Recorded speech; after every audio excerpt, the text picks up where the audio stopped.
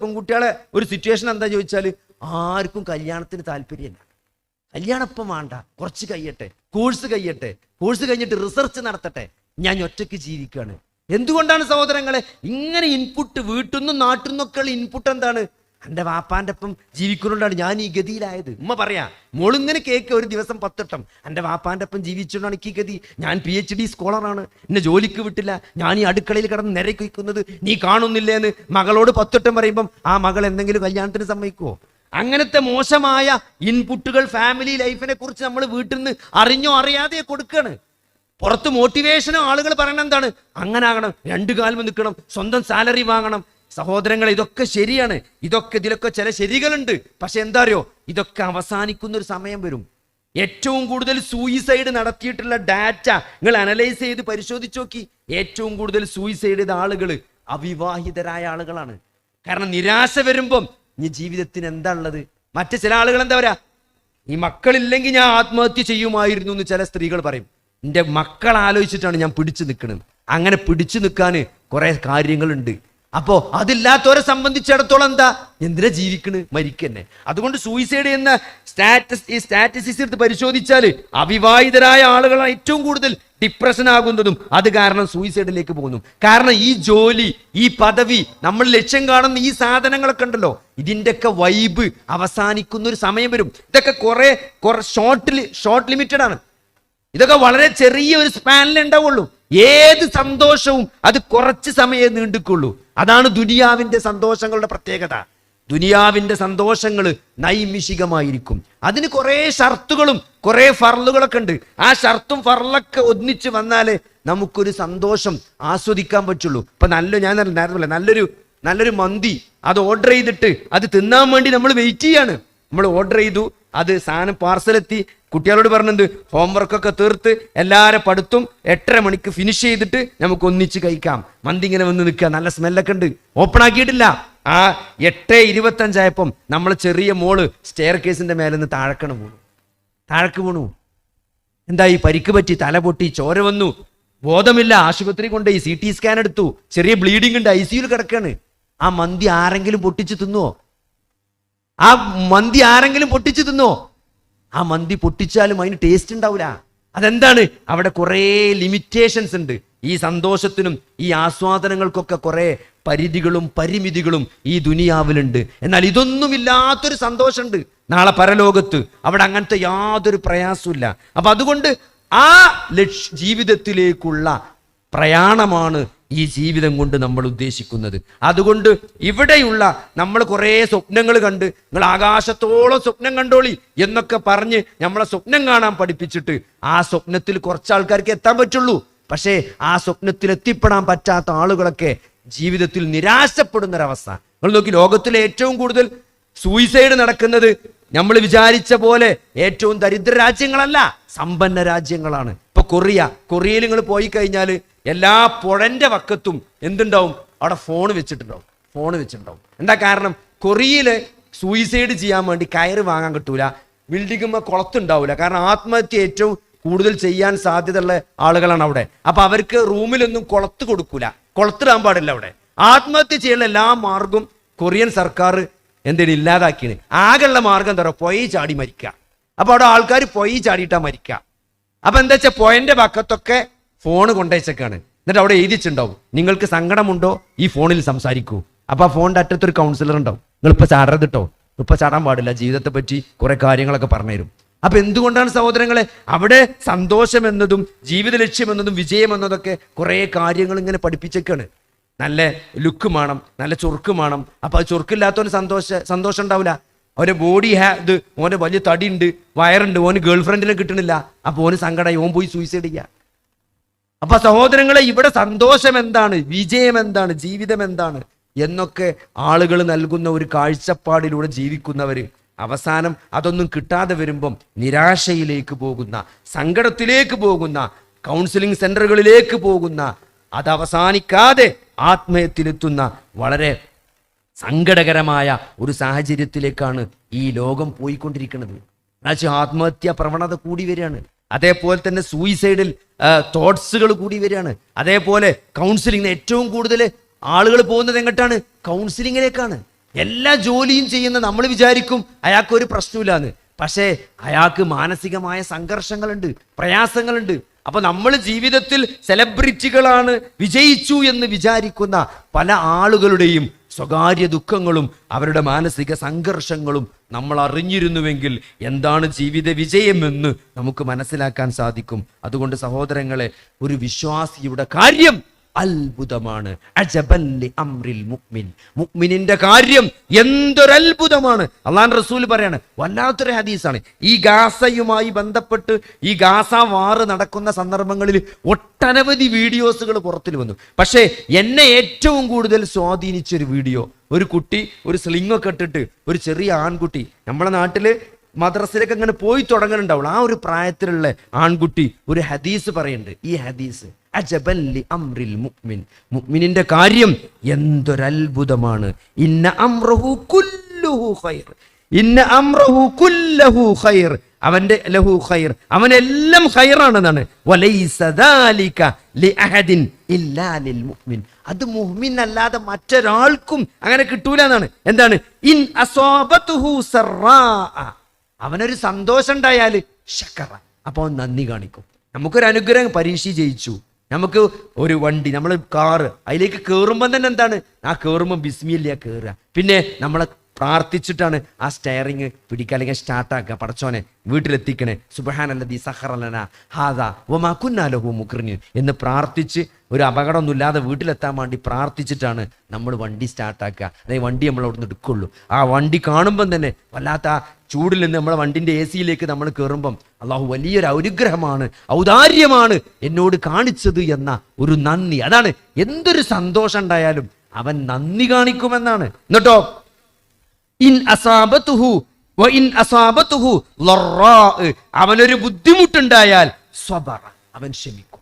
ഒരു പ്രയാസം ഉണ്ടായാൽ അവൻ ക്ഷമിക്കും. ഒരു സന്തോഷം ഉണ്ടായാൽ അവൻ നന്ദി കാണിക്കും. അതുകൊണ്ട് അവന് എല്ലാം ഖൈറാണ്, അവന്റെ കാര്യം അത്ഭുതമാണെന്നാണ്. അവന്റെ ശരീരത്തിൽ തറക്കുന്ന ഒരു മുള്ളിന് പോലും, ആ വേദനയ്ക്ക് പോലും അവന് പ്രതിഫലമുണ്ട്. മാനസികമായി ശാരീരികമായി എന്തെല്ലാം പ്രയാസങ്ങളും പ്രതിസന്ധികളും നമ്മൾ അനുഭവിക്കുന്നുണ്ട്. ചെറിയ ചെറിയ കാര്യങ്ങൾ മുതൽ. ഇപ്പൊ പുതിയ ഒരു പുതിയ ഐഫോൺ വാങ്ങി, ഐഫോൺ 14 വാങ്ങണം വിചാരിച്ചു, ഇല്ല. അപ്പൊ ആരോ പറഞ്ഞു 15 ഇറങ്ങും, അതൊന്നും കൂടി അടിപൊളി കാരം. അപ്പൊ കുറച്ചു നേരം കൂടി കാത്തുന്നു, 15 ഇറങ്ങട്ടെ വിചാരിച്ചു. ഒരു 15 ഇറങ്ങി, കൈ കിട്ടി, ആപ്പിൾ സ്റ്റോറിൽ പോയി വാങ്ങി. അന്ന് നോക്കുമ്പോൾ ഇതിന് സ്ക്രീൻ ഗാർഡ് ഇടാൻ സമയം കിട്ടിയില്ല, അല്ലെങ്കിൽ അന്വേഷിച്ചപ്പോൾ അതിന് ഒത്ത സ്ക്രീൻ ഗാർഡ് ഇറങ്ങിയിട്ടില്ല എന്ന് പറഞ്ഞു. ഫോൺ കയ്യിൽ കിട്ടി, പിറ്റേന്ന് തന്നെ അത് ചാടി അതിന്റെ സ്ക്രീന് പൊട്ടി, അല്ല അതിന് സ്ക്രീനിന്മേ വര വീണു. എന്തൊരു സങ്കടമാണ്, എന്തൊരു വിഷമാണ് മനസ്സക്ക്. സങ്കടം ഉണ്ടാവും, പക്ഷെ ഒരു വിശ്വാസിയാണോ ആ സങ്കടത്തിന് ഇങ്ങനത്തെ അള്ളാഹു പ്രതിഫലം നൽകും. വെള്ളിയാഴ്ച ദിവസം നല്ല വെള്ള ഷർട്ട് ഇട്ട് ഉച്ചക്ക് ഭക്ഷണം കഴിച്ചപ്പം മഞ്ഞ കറിയായി, അല്ലേ? ബിരിയാണിന്റെ കൂടെയുള്ള ചുവന്ന അച്ചാറിന്റെ ഒരു തുള്ളി വീണു. സങ്കടമാണ്. പുതിയ വെള്ള ഷർട്ടിൽ ഒരു മഞ്ഞ അടയാളം വരുമ്പം അത് മനസ്സക്ക് ചെറിയൊരു വിഷമം ഉണ്ടാക്കും. അത് ഷർട്ട് ഇടുന്നോനെ മനസ്സിലാവുള്ളൂ. ആ സങ്കടത്തിന് പോലും നിങ്ങൾക്ക് അള്ളാഹു പ്രതിഫലം നൽകുമെന്നാണ്.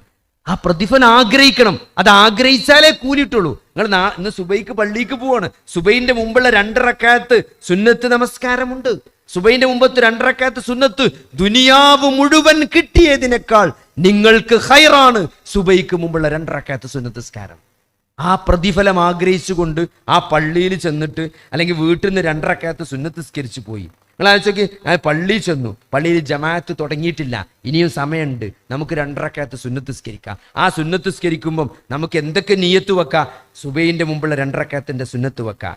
പിന്നെ നമുക്ക് പള്ളിയിൽ കയറുമ്പോഴുള്ള 2 റക്അത്ത് തഹിയ്യത്തിന്റെ സുന്നത്ത് നിസ്കരിക്കാം, അതിന്റെ നിയ്യത്ത് വെക്കാം. ബാങ്കിനും ഇഖാമത്തിനും ഇടയിലുള്ള 2 റക്അത്ത് സുന്നത്ത് നിസ്കാരമുണ്ട്, അതിന്റെ നിയ്യത്ത് വെക്കാം. ഒളു ഉണ്ടാക്കിയ 2 റക്അത്ത് സുന്നത്ത് നിസ്കാരമുണ്ട്, ആ ഒളുവിന്റെ 2 റക്അത്തിന്റെ സുന്നത്ത്. ഇങ്ങനെ 4 നമസ്കാരത്തിന്റെ നിയ്യത്ത് വെച്ചുകൊണ്ട് നിങ്ങൾ 2 റക്അത്ത് നിസ്കരിച്ചാൽ ഈ 4 നിസ്കാരത്തിൻ്റെയും പ്രതിഫലം കിട്ടും. പക്ഷേ ആ 4 നമ്മൾ മനസ്സിൽ നിയ്യത്ത് ഉദ്ദേശിക്കണം. അതാർക്കേ കിട്ടുള്ളൂ? ഈ അറിവുള്ളവനെ കിട്ടുള്ളൂ. പള്ളിയിലേക്ക് നമ്മൾ സുബൈക്ക് നടന്നു പോവുകയാണ്. അവിടെ ഖുർആൻ ക്ലാസ് ഉണ്ട്. സുബൈ കഴിഞ്ഞാൽ ഒരായത്ത് പറയും, അതിന്റെ ആശയം പറയും, അതും കൂടി കേട്ടിട്ടേ നമ്മൾ തിരിച്ചു പോരുള്ളൂ. ആ ഒരു സദസ്സിൽ നിങ്ങൾ പങ്കെടുത്തുകൊണ്ട് നിങ്ങൾ ആ നിസ്കാരം കഴിഞ്ഞ് ആ ഖുർആനും കഴിഞ്ഞ് തിരിച്ചു പോരുകയാണെങ്കിൽ നിങ്ങളുടെ നടത്തത്തിന് ഹജ്ജ് ചെയ്ത കൂലി എന്നാണ്. ഹജ്ജിന് പോകുമ്പോൾ ഒരാൾക്ക് ആ ഹജ്ജിന്റെ ഇഹ്റാം കെട്ടി നിൽക്കുന്നുണ്ടാവുന്ന ആ കൂലിയാണ് ആ ഒരു നടത്തത്തിനും ആ ഇരുത്തത്തിനുമുള്ളത് എന്ന് ഹദീസിൽ കാണാം. അത് കിട്ടണമെങ്കിലോ അത് ആഗ്രഹിക്കണമെങ്കിലോ അതറിയണം. അതാണ് ഇൽമുള്ളവരുടെ പ്രത്യേകത, അറിവുള്ളവരുടെ പ്രത്യേകത അതാണ്. ആ അറിവ് ഒരാൾക്ക് കൊടുക്കാൻ സാധിച്ചാൽ അത് കേട്ടുകൊണ്ട് ആരെങ്കിലും ആ ഒരു കർമ്മം ചെയ്താൽ അതിൻ്റെ ഒരു ഓഹരി അയാൾക്ക് ഉണ്ടാവുന്നതാണ്. മഹാനായ ഇമാം നവവി റഹ്മത്തുള്ളാഹി അദ്ദേഹം റിയാദുസ് സ്വാലിഹീൻ എഴുതുമ്പം അതിൻ്റെ മുഖദ്ദിമയിൽ പറയുന്നുണ്ട് എന്തിനാണ് റിയാദുസ് സ്വാലിഹീൻ എഴുതിയത്. ഹദീസ് ഗ്രന്ഥങ്ങളിൽ ചിതറിക്കിടക്കുന്ന വ്യത്യസ്തമായ ഹദീസ് ഗ്രന്ഥങ്ങളിൽ ചിതറിക്കിടക്കുന്ന ചെറിയ ചില ഹദീസുകൾ, അത് ആളുകളെ അമൽ ചെയ്യാൻ വേണ്ടി പ്രേരണ നൽകുന്ന ഈ ഹദീസുകൾ ഒരു കിതാബിലേക്ക് എടുത്തെഴുതിയത് എന്തിനാണ്? അത് ആളുകൾ വായിച്ച് ആളുകൾ അതുകൊണ്ട് അമൽ ചെയ്താൽ അതിൻ്റെ പ്രതിഫലം എനിക്ക് കിട്ടണം എന്നാഗ്രഹിച്ചു കൊണ്ടാണ്. നിങ്ങൾ ആലോചിച്ച് നോക്കി, ഇന്ന് 160ഓളം ഭാഷയിൽ ഇമാം നവവിയുടെ റിയാദുസ് സ്വാലിഹീൻ ഉണ്ട്. നിങ്ങൾ ഇന്ന് കായംകുളത്തെ ഒരു ബുക്ക് സ്റ്റാളിൽ പോയിട്ട് റിയാദുസ് സ്വാലിഹീന്റെ മലയാളമുണ്ടോ എന്ന് ചോദിച്ചാൽ ഒരു മിനിമം 3 നിങ്ങൾക്ക് കൊണ്ടുവന്നേരും. ഏതാ വേണ്ടെന്ന് ചോദിച്ചിട്ട് എത്രയോ വർഷങ്ങൾക്ക് മുമ്പ് ഇമാം നവവി ആ ഒരു ഉദ്ദേശത്തോടെ എഴുതിയ കിതാബ് ഇന്നും നമ്മുടെ മുമ്പിൽ ലോകത്തെ വ്യത്യസ്ത ഭാഷകളിൽ അത് കാണുന്നത് എന്തുകൊണ്ടാണ്? അദ്ദേഹത്തിന്റെ ഉദ്ദേശശുദ്ധി കൊണ്ടാണ്. അതുകൊണ്ട് സഹോദരങ്ങളെ, നമുക്ക് ശേഷം, നമ്മുടെ മരണത്തിന് ശേഷം ഇവിടെ എന്ത് ബാക്കിയാവും? ആ മരിച്ചാലും നമ്മുടെ ഖബറിലേക്ക് വന്നു ചേരാൻ പണ്ടത്തെ കാലത്തൊക്കെ ആളുകൾ ചില വഖഫ് ചെയ്യും. ഇന്ന തെങ്ങ്, ആ തേങ്ങ പള്ളിയിലേക്ക്, മദ്രസയിലേക്ക്, ഇന്ന കടയുടെ വാടക, അത് ആ ഇന്ന സ്ഥലം, അത് പള്ളിയിലേക്ക് വഖഫ് ചെയ്യും. എന്തിനാണ്? ആ സ്ഥലത്ത് എന്തെങ്കിലും ഒരു ജാരിയത്തായ സ്വതക്ക നിലനിൽക്കുവോളം അതിന്റെ പ്രതിഫലം നമ്മുടെ ഖബറിലേക്ക് വന്നു ചേരും. സഹോദരങ്ങളെ, മരിച്ചു പോകുന്നതോടുകൂടി നമ്മളൊക്കെ എന്താണ്? നമ്മുടെ സങ്കടം എന്താണ്? ഇവിടെ വിട്ടേച്ചു പോയ നമ്മുടെ ഭാര്യയെ കുറിച്ചാണ്, നമ്മുടെ മക്കളെ കുറിച്ചാണ് നമ്മുടെ സങ്കടം. എന്നാൽ നമ്മൾ സങ്കടപ്പെടേണ്ടത് നമ്മൾ ബാക്കിയാക്കിയവരെ പറ്റിയല്ല നമ്മൾ സങ്കടപ്പെടേണ്ടത്. നമ്മുടെ അവസ്ഥ എന്തായിരിക്കും, ഖബറിൽ എൻ്റെ അവസ്ഥ എന്തായിരിക്കും എന്നതിനെ കുറിച്ചാണ്. നിങ്ങൾ വീട് വെച്ചില്ലെങ്കിലും അവർ വീട് വെക്കും സഹോദരങ്ങളെ. നിങ്ങൾ അവർക്ക് ഒന്നും അനന്തരാവകാശമായി നൽകിയില്ലെങ്കിലും അവർ ജീവിക്കും. അത് അള്ളാഹുവിൻ്റെ വാഗ്ദാനമാണ്. എന്നാൽ സഹോദരങ്ങളെ, നമ്മുടെ ഖബറിലേക്ക് എന്താണ് നമ്മൾ തയ്യാറാക്കി വെച്ചിട്ടുള്ളത് എന്ന് ആത്മാർത്ഥമായി ജീവിച്ചിരിക്കുമ്പോൾ നമുക്ക് നമ്മളോട് ചോദിക്കാനും അതനുസരിച്ച് നമ്മുടെ ജീവിതത്തെ ക്രമപ്പെടുത്താനും നമുക്ക് സാധിക്കേണ്ടതുണ്ട്. ചെറിയൊരു പ്രയാസം, ഒരു പ്രതിസന്ധി വരുമ്പോൾ നമ്മൾ അവിടെ തട്ടി നിൽക്കേണ്ടവനല്ല ഒരു വിശ്വാസി. നിങ്ങൾ നോക്കി, അള്ളാഹുവിൻ്റെ റസൂലിൻ്റെ ആൺകുട്ടികൾ മുഴുവനും മരിച്ചുപോയി. നബിയുടെ ആൺകുട്ടികളും ഒക്കെ മരിച്ചുപോയി. ആ ഒരു കുട്ടി മരിച്ച് അതിൻ്റെ മയ്യത്ത് കാണാൻ പോകുന്ന സന്ദർഭത്തിൽ സഹാബിമാരുടെ കൂടെ പോവാണ്. മുആദ് ഇബ്നു ജബൽ ഉണ്ട്, സഅദ് ഇബ്നു ഉബാദ റളിയല്ലാഹു അൻഹു ഉണ്ട്, പിന്നെ ഉബയ്യ് ഇബ്നു കഅബ് ഉണ്ട്. ഈ 3 സഹാബിമാരുടെ കൂടെയാണ് നബി സല്ലല്ലാഹു അലൈഹി വസല്ലമ പോണ്. ആ കുട്ടിയുടെ മയ്യത്ത് നബി കയ്യിലെടുത്തിട്ട് നബിന്റെ കണ്ണിൽ നിന്ന് കണ്ണുനീര് വന്നപ്പം, എന്താണ് താങ്കൾ കരയുകയാണോ എന്ന് സഹാബത്ത് ചോദിച്ചപ്പം അള്ളാഹുവിന്റെ റസൂൽ പറഞ്ഞെന്താണോ, എന്താണ് ഫീ ഖുലൂബിൻ മൻ, എന്താണ് ഹാദിഹി റഹ്മത്തുൻ, ഇത് കാരുണ്യമാണ്. ജഅലഹല്ലാഹു തആല ഫീ ഖുലൂബി ഇബാദിഹി, അവന്റെ അടിമയുടെ ഹൃദയങ്ങളിൽ അവൻ നിക്ഷേപിച്ച കാരുണ്യം കൊണ്ടാണ് ഈ കണ്ണുനീർ വരുന്നത് എന്നാണ്. നിങ്ങൾ ആലോചിക്ക്, എന്തൊരു പ്രതിസന്ധി വരുമ്പോഴും നമ്മൾ അള്ളാഹിന്റെ റസൂലിനെ ആലോചിച്ചാൽ മതി. അള്ളാഹുവിന്റെ റസൂല് വിശ്വാസം പ്രഖ്യാപിച്ചപ്പം 2 പെൺകുട്ടികളെ ഡൈവോഴ്സ് ചെയ്തു. നബി സല്ലല്ലാഹു അലൈഹി വസല്ലമയുടെ ജാഹിലിയത്തിൽ നേരത്തെ കല്യാണം കഴിച്ചു പോയ മൂത്ത 2 പെൺകുട്ടികളെ അവരുടെ ഭർത്താക്കന്മാര് ഡൈവോഴ്സ് ചെയ്തു. എന്ത്? ലാ ഇലാഹ ഇല്ലല്ലാഹ് എന്ന് പറഞ്ഞതുകൊണ്ട്, ലാ ഇലാഹ ഇല്ലല്ലാഹ് പ്രഖ്യാപിച്ചതുകൊണ്ട് ജനിച്ച ആൺകുട്ടികൾ മുഴുവനും മരിച്ചുപോയി, യതീമായി ജനിച്ചു, പിതാവില്ലാതെ ജനിച്ചു. 6 വയസ്സായപ്പോൾ മാതാവ് മരണപ്പെട്ടു. 8 വയസ്സായപ്പോൾ അബ്ദുൽ മുത്തലിബ് പിതാമഹൻ മരണപ്പെട്ടു. 8ാമത്തെ വയസ്സിൽ സംരക്ഷണം ഏറ്റെടുക്കുന്നത് ദരിദ്രനായ അബൂ ത്വാലിബാണ്. അബൂ ത്വാലിബിന്റെ വീട്ടിൽ പല ദിവസവും പട്ടിണിയായിരുന്നു എന്ന് ചരിത്രരേഖകളിൽ കാണാം. അതുകൊണ്ടാണ് കല്യാണം കഴിഞ്ഞ് വീട് മാറിപ്പോയ സന്ദർഭത്തിൽ നബി സല്ലല്ലാഹു അലൈഹി വസല്ലമ അലി റളിയല്ലാഹു അൻഹുവിനെ കൂടെ ആ കൂടെ കൂട്ടിയത്. നമ്മളെന്താ വിചാരിക്കുക, നബിക്ക് കച്ചവടത്തിന് പോകാൻ വേണ്ടിയിട്ട് നബി വീട്ടിലൊരു പേടിക്ക് ഒരാളെ കൊണ്ടതാണ്, അനിയന്റെ മോനെ കൊണ്ടതാണ് എന്നാണ് നമ്മൾ വിചാരിക്കുക. അല്ല സഹോദരങ്ങളെ, ചരിത്രത്തിൽ ഇബ്നു ഹിശാം അദ്ദേഹത്തിന്റെ സീറയിൽ പറയുന്നുണ്ട്, എന്തിനാണ് നബി സല്ലല്ലാഹു അലൈഹി വസല്ലമ ഖദീജ ബിവിയുടെ കൂടെ കല്യാണം കഴിഞ്ഞ് വീട് മാറിപ്പോയപ്പോൾ അലി റളിയല്ലാഹു അൻഹുവിന്റെ അബൂ ത്വാലിബിന്റെ വീട്ടിൽ നിന്ന് അലി റളിയല്ലാഹു അൻഹു കൂടെ കൂട്ടിയത് എന്തിനാ അറിയോ? ആ ഒരാള് കുറഞ്ഞാൽ അവിടെ പട്ടിണി കുറയുമല്ലോ എന്ന് വിചാരിച്ചിട്ടാണ്. അവിടെ കിട്ടുന്ന ആളുകൾക്ക് ഭക്ഷണം കൂടുതൽ കിട്ടുമല്ലോ ഒരാളുടെ അംഗസംഖ്യ കുറഞ്ഞാൽ എന്നതുകൊണ്ടാണ് അലി റളിയല്ലാഹു അൻഹുവിനെ നബി സല്ലല്ലാഹു അലൈഹി വസല്ലമ കൂടെ കൂട്ടിയത്. അത്രയും ദാരിദ്ര്യത്തിലാണ് നബി സല്ലല്ലാഹു അലൈഹി വസല്ലമ ജീവിച്ചത്. ലാ ഇലാഹ ഇല്ലല്ലാഹ് പ്രഖ്യാപിച്ചപ്പോൾ നാട്ടുകാരും വീട്ടുകാരും ഒക്കെ പുറത്താക്കി, നാട്ടുകാരും വീട്ടുകാരും പുറത്താക്കി സഹോദരങ്ങളെ. അവസാനം ആ മലഞ്ചെരുവില് 3 വർഷം അഭയം പ്രാപിച്ച് മൃഗങ്ങൾ ഭക്ഷിക്കുന്നത് പോലെ, ഇല ഭക്ഷിച്ച് മൃഗങ്ങൾ കാഷ്ടിക്കുന്നത് പോലെ കാഷ്ടിക്കേണ്ടി വരുന്ന ഒരു പ്രവാചകനെ ലോക ചരിത്രം തിരുത്തിയ ആ മഹാനേതാവ് സഹോദരത്തിന്, മഹാനേതാവിന് ഇങ്ങനെ ഒരു ജീവിതം ഉണ്ടായിരുന്നു സഹോദരങ്ങളെ. അതേപോലെ തന്നെ ആ മക്ക ഉപേക്ഷിച്ച് മദീനയിലേക്ക് യാത്ര പോകേണ്ടി വന്നു. നോക്കി, സൂറത്തു യൂസുഫ് എപ്പോഴാണ് ഇറങ്ങിയത്? സൂറത്തു യൂസുഫ് എപ്പോഴാണ് ഇറങ്ങിയത് നോക്കിയിട്ട് നബി സല്ലല്ലാഹു അലൈഹി വസല്ലമയുടെ മക്ക കാലഘട്ടത്തിൽ നാട്ടുകാരും വീട്ടുകാരുമെല്ലാം ഉപേക്ഷിച്ച് നബി വലിയ സങ്കടം നബി സല്ലല്ലാഹു അലൈഹി വസല്ലമക്ക് ബാധിച്ചപ്പോഴാണ് സൂറത്ത് യൂസുഫ് ആദ്യം മുതൽ അവസാനം വരെ യൂസുഫ് നബിന്റെ കഥ പറഞ്ഞത്.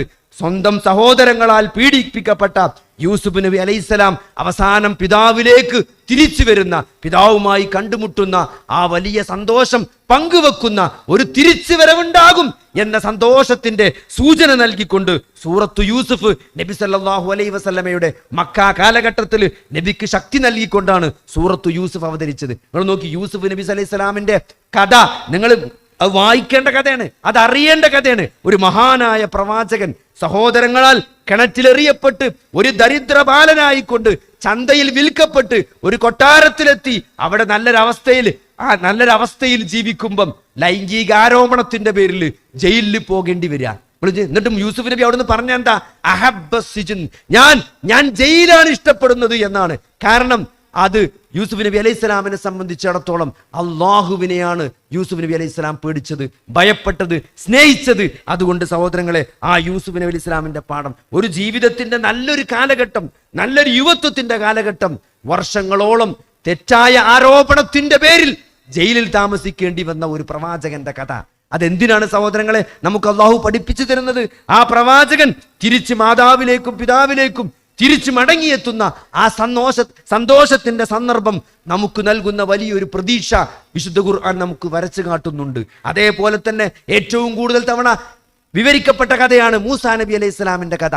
ഇത്രത്തോളം ക്രൂരനായ ഒരു ഭരണാധികാരിയുടെ കീഴിൽ മൂസാ നബി അലൈഹി സ്വലാം അള്ളാഹുവിനെ ഭയപ്പെട്ടുകൊണ്ട് അള്ളാഹുവിനെ അനുസരിച്ചുകൊണ്ട് ജീവിച്ച പാഠങ്ങളാണ് ലോകാവസാനം വരെയുള്ള വ്യത്യസ്ത കാലങ്ങളിൽ, വ്യത്യസ്ത ദേശങ്ങളിൽ, വ്യത്യസ്ത കിരാതന്മാരായ ഭരണാധികാരികളുടെ കീഴിൽ ജീവിക്കുന്ന മുസ്ലിങ്ങൾക്ക് പ്രതീക്ഷ നൽകിക്കൊണ്ട് വിശുദ്ധ ഖുർആൻ വരച്ചു കാട്ടുന്ന മൂസാ നബി അലൈഹി സ്വലാമിന്റെയും ഫിർഔനിന്റെയും ചരിത്രം അത് വിശ്വാസികൾക്ക് കരുത്ത് നൽകേണ്ടതുണ്ട്. നിങ്ങൾ ആലോചിച്ച് നോക്കി, മോഡിയേക്കാൾ അല്ലെങ്കിൽ ഫിർഔനിനേക്കാൾ ക്രൂരനല്ല മോഡി എന്നാണ് എനിക്ക് പറയാനുള്ളത്.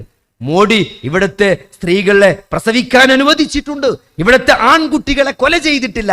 എന്നാൽ ഫിർഔൻ നടത്തിയ വംശാത്യങ്ങൾ ആലോചിച്ച് നോക്കി, ഗർഭിണികളെ പ്രസവിച്ച ആൺകുട്ടികളാണെങ്കിൽ അതിനെ കൊന്നുകളയുന്ന അവസ്ഥ. അത്രയും വലിയ വംശഹത്യയാണ് ഫിർഔൻ നടത്തിയത്. എന്നിട്ടും അവിടെ ആ ഫിർഔനിന്റെ അധികാരത്തിന്റെ കീഴിലും അവന്റെ മൂക്കിന്റെ താഴെയും വിശ്വാസികൾ അള്ളാഹുവിനെ ഭയപ്പെട്ടുകൊണ്ട് ജീവിച്ചു. അവർ ആ അള്ളാഹുവിന്റെ സഹായത്തോടുകൂടി അവർ ആ ഭരണാധികാരികളെ നിലംപരിശാക്കിയ ചരിത്രമാണ് വിശുദ്ധ ഖുർആൻ തലമുറകളിലൂടെ ലോകാവസാനം വരെ നിലനിൽക്കുന്ന, പീഡിപ്പിക്കപ്പെടുന്ന അല്ലെങ്കിൽ പീഡനത്തിന്റെ ഭയത്തിൽ ജീവിക്കുന്ന മുസ്ലിങ്ങളുടെ മനസ്സിൽ ഇട്ടുതരുന്ന വലിയ ധൈര്യമാണ്. സൂറത്തുൽ ഖസസൊക്കെ എടുത്തിട്ട് മൂസാ നബിയുടെ ചരിത്രമൊക്കെ ഒന്നുകൂടി ഇന്ന് പോയിട്ട് വായിച്ചു നോക്കിയാൽ മതി. ആ ആയത്തുകൾ വരികൾക്കിടയിലൂടെ അള്ളാഹു നമുക്ക് വലിയ ശക്തിയും ധൈര്യവും വിശ്വാസം കൊണ്ട് നൽകുന്നുണ്ട് എന്ന് ഓരോ ആയത്തും നമ്മളോട് പറയുമെന്നാണ്. അതുകൊണ്ട് സഹോദരങ്ങളെ, അതാണ് വിശുദ്ധ ഖുർആന്റെ ശക്തി. ആ ഖുർആനാണ്, ആ മെസ്സേജാണ് നബി സല്ലല്ലാഹു അലൈഹി വസല്ലമ നമുക്ക് നൽകിയത്. അതുകൊണ്ട് ഈ ജീവിതം എന്നത് നമ്മൾ റബ്ബിന് സമർപ്പിക്കേണ്ടതാണ്. അവനാണ് മുസ്ലിം. അള്ളാഹുവിന് കീഴ്പ്പെട്ട് എനിക്ക് സ്വന്തമായി ഇഷ്ടങ്ങളില്ല. എൻ്റെ ഇഷ്ടം അത് അള്ളാഹുവിൻ്റെയും റസൂലിൻ്റെയും ഇഷ്ടമാണ്. ആ ഒരു ലെവലിലേക്കാണ് നമ്മൾ വരേണ്ടത്. എനിക്കെന്തില്ല, എനിക്ക് സ്വന്തമായിട്ടൊരു ഇഷ്ടമില്ല. എൻ്റെ റബ്ബിന് എന്താണോ ഇഷ്ടം, എൻ്റെ നബിക്ക് എന്താണോ ഇഷ്ടം, അതാണ് എൻ്റെ ഇഷ്ടം. അതുകൊണ്ടാണ് ഈ താടി നീണ്ടുപോയത്, അതുകൊണ്ടാണ് ഈ പാന്റിന് കുറച്ച് ഇറക്കം കുറഞ്ഞു പോയത്, അതുകൊണ്ടാണ് ഞാനിങ്ങനെ സംസാരിക്കുന്നത്, അതുകൊണ്ടാണ് ഞാൻ ബാങ്കിൽ നിന്ന് പലിശ എടുക്കാത്തത്, അതുകൊണ്ടാണ് ഞാൻ വണ്ടിയെടുക്കാൻ ലോൺ വാങ്ങാത്തത്, അതുകൊണ്ടാണ് ഞാൻ ഈ നിലപാടിൽ ജീവിക്കുന്നത്. ഞാൻ എൻ്റെ റബ്ബിനെ സ്നേഹിക്കുന്നത് കൊണ്ടാണ്, ഞാൻ എൻ്റെ നബിയെ സ്നേഹിക്കുന്നത് കൊണ്ടാണ് എന്ന് ആത്മാർത്ഥമായിട്ട് പറയാനും അത് പ്രഖ്യാപിക്കാനും നമുക്ക് സാധിക്കേണ്ടതുണ്ട്.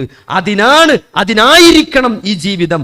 അതിന് നമുക്കുള്ള ഗൈഡൻസ് അള്ളാഹു ആകാശലോകത്ത് നിന്ന് നമുക്ക് ഇട്ടുതന്ന അള്ളാഹുവിൻ്റെ വഹിയായ വിശുദ്ധ ഖുർആനും നബി സല്ലല്ലാഹു അലൈഹി വസല്ലമയുടെ ജീവിതവുമാണ്. ആ വഹി നമ്മൾ ഉൾക്കൊള്ളണം. അത് ഇറക്കപ്പെട്ട മാസമാണ് റമളാൻ. ഷഹ്റു റമളാൻ അല്ലദീ ഉൻസില ഫീഹിൽ ഖുർആൻ.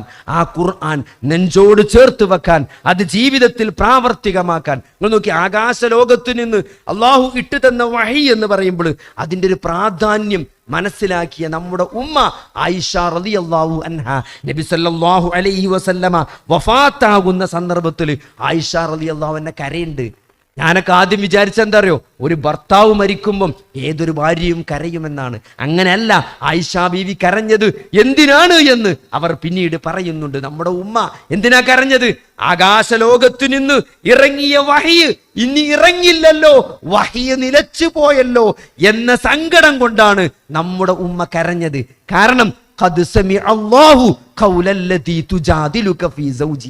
എന്താണ്, ഒട്ടേറെ വഹികൾ, ഒട്ടേറെ ആയത്തുകൾ ഇറങ്ങുമ്പം ആയിഷ റളിയല്ലാഹു അൻഹ ആ വഹിയിനൊക്കെ സാക്ഷിയായിരുന്നു. നിങ്ങൾ ആലോചിച്ച് നോക്കി, ഖദ് സമിഅ അല്ലാഹു ഖൗലല്ലതി തുജാദിലുക ഫീ സൗജിഹാ വതശ്തകീ ഇലല്ലാഹ് വല്ലാഹു യസ്മഉ തഹാവുറകുമാ എന്ന സൂറത്തു മുജാദിലയുടെ ആയത്തുണ്ട്.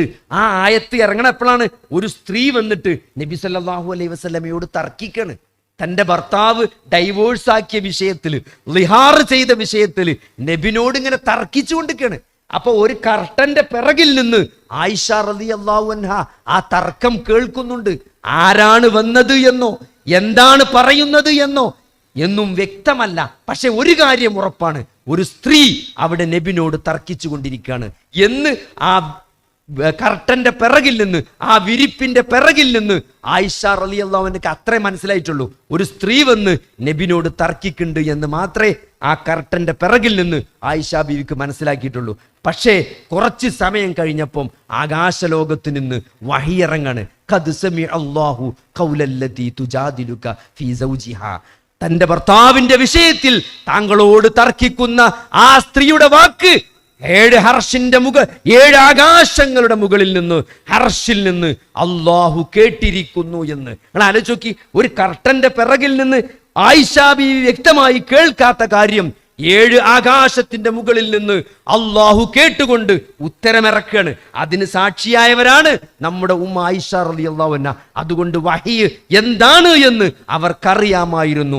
ഈ 23 വർഷം കൊണ്ട് മൈക്കൽ എച്ച് ഹാർട്ട് അദ്ദേഹത്തിന്റെ പഠനത്തിൽ ലോകത്തെ സ്വാധീനിച്ച 100 മഹത് വ്യക്തിത്വങ്ങളിൽ ഏറ്റവും പ്രധാനപ്പെട്ട വ്യക്തി മഹാനായ മുഹമ്മദ് നബി സല്ലല്ലാഹു അലൈഹി വസല്ലമയാണ് എന്ന് അദ്ദേഹം പറയാനുള്ള കാരണം 23 വർഷം കൊണ്ട് ലോക ചരിത്രത്തിൽ തുല്യതയില്ലാത്ത രൂപത്തിൽ ജനമനസ്സുകളെ കീഴടക്കിയ ഒരു പ്രത്യയ ശാസ്ത്രം, അത് പ്രയോഗവൽക്കരിച്ചു കൊടുത്ത് ആളുകളുടെ മനസ്സിൽ സ്നേഹം പിടിച്ച നായകനാണ് മുഹമ്മദ് നബി സല്ലല്ലാഹു അലൈഹി വസല്ലമ എന്നുള്ളതാണ്. നമ്മൾ നോക്കി, നമ്മൾ നബി സല്ലല്ലാഹു അലൈഹി വസല്ലമയെ ഓർക്കുന്നത് പോലെ, സ്നേഹിക്കുന്നത് പോലെ ലോകത്ത് ഒരു സമൂഹവും അവരുടെ നേതാവിനെ ഓർക്കുന്നില്ല. നമ്മൾ നബി എന്ന് പറയുമ്പോൾ നമുക്കൊരു വികാരമുണ്ട്. ഒരു നോക്ക് കാണാതെ, ഒരു വാക്ക് കേൾക്കാതെ നബി സല്ലല്ലാഹു അലൈഹി വസല്ലമയുടെ ഒരു രൂപം പോലും നമ്മുടെ മനസ്സിൽ നമുക്ക് സങ്കല്പിക്കാൻ സാധിക്കുന്നില്ലെങ്കിലും നമ്മൾ മറ്റാരെക്കാളും നമ്മൾ നമ്മുടെ നബിയെ സ്നേഹിക്കുന്നത് എന്തുകൊണ്ടാണ്? അത് ഈ വിശ്വാസം കൊണ്ടാണ്, അത് ഈ ആദർശം കൊണ്ടാണ്. ആ 23 വർഷത്തെ കൊണ്ട് ലോക ചരിത്രത്തെ മാറ്റിയ ആ ആദർശം, അതിന്റെ പ്രത്യേകത അത് നബിയുടെ പ്രത്യേകതയല്ല, അത് അള്ളാഹു ഇറക്കിക്കൊടുത്ത ആ ആദർശത്തിന്റെ പ്രത്യേകതയാണ്. അതാണ് സൂറത്തുൽ ജുമുഅയിലൂടെ അള്ളാഹു നമ്മളെ പഠിപ്പിക്കുന്നത്. അതുകൊണ്ട് സഹോദരങ്ങളെ, ആ ആദർശം, ആ വഹ്യ്, ഖുർആനാകുന്ന, ഹദീസാകുന്ന, സുന്നത്താകുന്ന, സഹീഹായ ഹദീസായ ആ സുന്നത്താകുന്ന ആ വഹ്യ് 1400 വർഷമായി വള്ളി പുള്ളി മാറ്റമില്ലാതെ ഇന്നും നമ്മുടെ മുമ്പിൽ നിലനിൽക്കുന്നു. അതുകൊണ്ട് മഹാനായ ഇമാം മാലിക് പറഞ്ഞതുപോലെ, മുൻഗാമികൾ ഏതൊന്നുകൊണ്ടാണോ മാറിയത് അതുകൊണ്ട് മാത്രമേ ഇന്നും ഒരാൾക്ക് മാറാൻ സാധിക്കുകയുള്ളൂ. അതുകൊണ്ട് ആ മാറ്റത്തിന്റെ കാരണമായ ആ വഹിയാകുന്ന ഖുർആനും സുന്നത്തും സഹീഹായ ഹദീസും അത് പഠിക്കാനും അത് പ്രയോഗവൽക്കരിക്കാനും അതിനാണ് നമ്മൾ ജീവിതത്തിലേറെ പ്രാധാന്യം നൽകേണ്ടത്. അതല്ലാത്ത ജീവിത ലക്ഷ്യങ്ങളെ നമ്മൾ മുന്നോട്ട് വെച്ച് കഴിഞ്ഞാൽ സഹോദരങ്ങളെ, നമ്മൾ ദുനിയാവിൽ മാത്രമല്ല ആഖിറത്തിൽ തീരാ നഷ്ടക്കാരായിരിക്കുമെന്ന മെസ്സേജാണ് നിങ്ങൾക്ക് നൽകാനുള്ളത്. അതുകൊണ്ട് ഈ ദീൻ കൃത്യമായി പഠിക്കാൻ ഈ ഖുർആനിന്റെ മാസമായ റമദാനിൽ കൃത്യമായ ഒരു പ്ലാനിങ്ങോടുകൂടി ഒരു ഷെഡ്യൂൾ ഉണ്ടാക്കിക്കൊണ്ട് നമ്മൾ എത്ര സമയം ജോലി ചെയ്യണം, നമ്മൾ എന്തിനൊക്കെ പ്രയോറിറ്റി കൊടുക്കണം, 5 നേരത്തെ നമസ്കാരം. നമ്മളെപ്പറ്റി ചോദിച്ചാൽ നമ്മുടെ ഐഡന്റിറ്റി ഏതാണ്? നിന്നെപ്പറ്റി ചോദിച്ചാൽ നിനക്കത് പറയാൻ സാധിക്കണം. ളുഹറിന് ഞാൻ ഇന്ന പള്ളിയിലുണ്ടാകും, അസറിന് ഞാൻ ഇന്ന പള്ളിയിലുണ്ടാകും, മഗ്രിബിന് ഞാൻ ഇന്ന പള്ളിയിലുണ്ടാകും, ഇശാക്ക് എന്നെ കാണണമെങ്കിൽ ഇശാക്ക് ഇന്ന പള്ളിയിൽ വന്നാൽ മതി, ഈ സുബൈക്ക് ഞാൻ എൻ്റെ വീടിൻ്റെ അടുത്ത പള്ളിയിലുണ്ടാകും എന്ന് നമ്മളെപ്പറ്റി പറയാൻ, അതാണ് എൻ്റെ സംസ്കാരം എന്ന് പറയാൻ. അങ്ങനെ നമുക്ക് നമ്മുടേതായ ഒരു ഐഡന്റിറ്റി ഈ ആദർശത്തിനനുസരിച്ച്, ഈ വഹീനനുസരിച്ച് നമുക്ക് നമ്മുടെ വ്യക്തിത്വം രൂപപ്പെടുത്താനും അത് അടയാളപ്പെടുത്താനും അത് പൈതൃകമായി നമ്മുടെ അടുത്ത അനന്തര സമൂഹത്തിലേക്ക് അത് കൈമാറാനും ഈ ഒരു ചെറിയ ജീവിതം കൊണ്ട് നമുക്ക് സാധിക്കേണ്ടതുണ്ട്. അതിനാകണം നമ്മുടെ പ്രവർത്തനവും പ്രാർത്ഥനയും പ്രയത്നവും എന്ന് ഓർമ്മപ്പെടുത്തിക്കൊണ്ട് അവസാനിപ്പിക്കുകയാണ്. അല്ലാഹു സുബ്ഹാനഹു വ തആല ദീനിന്റെ മാർഗത്തിൽ പരിശ്രമിക്കാനും മനസ്സിലാക്കാനും പ്രയോഗവൽക്കരിക്കാനും അല്ലാഹു തൗഫീഖ് നൽകുമാറാകട്ടെ. റബ്ബനാ ആതിനാ ഫിദ്ദുനിയ ഹസനതൻ വഫിൽ ആഖിറതി ഹസനതൻ വഖിനാ അദാബന്നാർ. അല്ലാഹുമ്മ ഗ്ഫിർ ലിൽ മുഅ്മിനീന വൽ മുഅ്മിനാത്ത് വൽ മുസ്ലിമീന വൽ മുസ്ലിമാത്ത്. അല്ലാഹുമ്മ അഇസ്സൽ ഇസ്ലാമ വൽ മുസ്ലിമീൻ വഅദില്ല അശ്ശിർക വൽ മുശ്രിക്കീൻ. റബ്ബനാ ളലംനാ അൻഫുസനാ വഇല്ലം തഗ്ഫിർ ലനാ വതർഹംനാ لنكونن من الخاسرين. آمين آمين برحمتك يا أرحم الراحمين. اللهم صل على محمد وعلى آله